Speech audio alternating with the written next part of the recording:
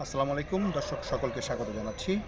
আমি এই মুহূর্তে রয়েছি সাতক্ষীরার ভোমরা স্থলবন্দর। এই বন্দরটি এখন বাংলাদেশের দ্বিতীয় স্থলবন্দর, যেটিতে কাস্টমস কমিশনার এইখানকার যে কাস্টম হাউস রয়েছেন সেখানে কিন্তু বসছেন, যার মধ্য দিয়ে এটি বাংলাদেশের দ্বিতীয় পূর্ণাঙ্গ স্থলবন্দর হিসেবে স্বীকৃতি পেয়েছে। এবং এই বন্দরটিতে বর্তমানে কিন্তু প্রচুর পরিমাণে পণ্য আমদানি রপ্তানি হয়ে থাকে।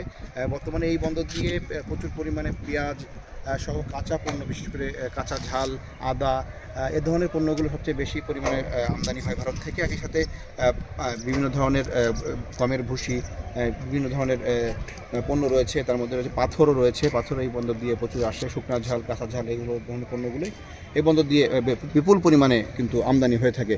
বিগত 2023 সালে এই বন্দরটি পূর্ণাঙ্গ বন্দর হিসেবে ঘোষণা করেছিল সরকার, কিন্তু তখন এখানে আসলে পূর্ণাঙ্গ কাস্টম হাউস চালু হয়নি, যে কারণে আসলে পূর্ণাঙ্গ কার্যক্রম এখানে শুরু হতে পারেনি সে সময়। একই সাথে এই বন্দরে সব ধরনের পণ্য আমদানি রপ্তানির যে অনুমতি সেটি কিন্তু ছিল না, যেটি বিগত কয়েক মাস আগে কিন্তু অনুমোদন দেওয়া হয়েছে।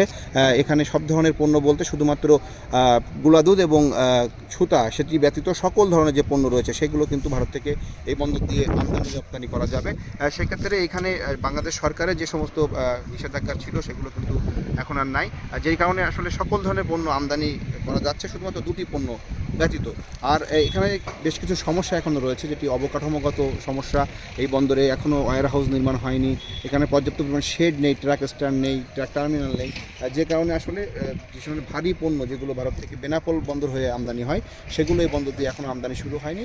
তবে এখানে প্রায় 1100 কোটি টাকা ব্যয়ে একটি প্রকল্প চলমান রয়েছে, যেখানে প্রায় আপনার এখানে 64 একর জমি কিন্তু এখানে অধিগ্রহণ করা হবে এবং ইতিমধ্যে বেশ কিছু জমি আমার দেখতে পাচ্ছি আমরা বাম পাশের ওই জায়গাটিতে বেশ কিছু জমি কিন্তু অধিগ্রহণ করা হয়েছে।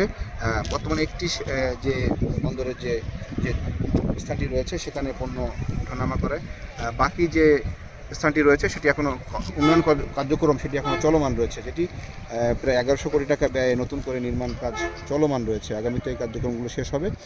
একই সাথে এখানে ফায়ার স্টেশন সহ নানা ধরনের উন্নয়ন কর্মকাণ্ড কিন্তু চলমান রয়েছে, যেগুলো দ্রুত সময়ের মধ্যে শেষ হলে এখানে যে সক্ষমতা বন্দরে সেটি বাড়বে। একই সাথে বিভিন্ন যে পণ্য সেগুলো কিন্তু আসবে বলে আমাদেরকে জানানো হয়েছে।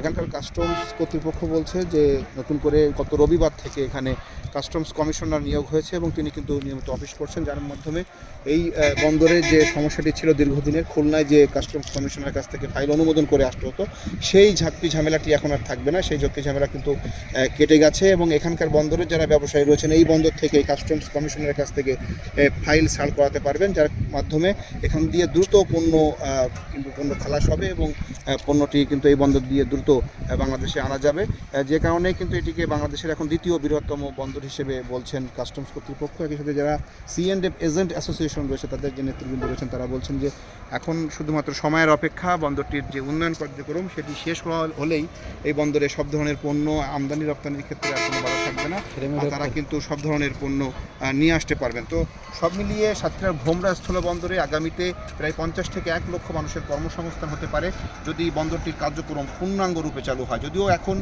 পণ্য আমদানি রপ্তানির ক্ষেত্রে ভারতীয় সরকারের কিছু নিষেধাজ্ঞার কারণে এবং ভারত সরকারের সাথে সম্পর্কের কিছুটা অবনতি হওয়ার কারণে পণ্য আমদানি রপ্তানির পরিমাণ কিছুটা কমেছে, যদিও সেটি আগামীতে কিন্তু বাড়বে। আমি একটু তথ্য দিয়ে রাখি, যেটি হচ্ছে যে এখানে বর্তমান যে অর্থবছর চলছে 2025-26 অর্থবছর, এই অর্থবছরে এখানে প্রায় 1498 কোটি টাকা রাজস্ব আদায়ের লক্ষ্যমাত্রা নির্ধারণ করা হয়েছে, যেটি ডিসেম্বর মাস পর্যন্ত আদায় হয়েছে 578 কোটি টাকা। এটি আগামী এখনও 6 মাস সময় রয়েছে, সেই সময়ের মধ্যে আসলে এই পুরো যে রাজস্ব আদায়ের লক্ষ্যমাত্রা সেটি পূরণ হবে এমনটি আশা করছে এখানকার কাস্টমস কর্তৃপক্ষ। তো এই ছিল আমার কাছে সাতক্ষীরার ভোমরা স্থলবন্দর থেকে বর্তমান পরিস্থিতি।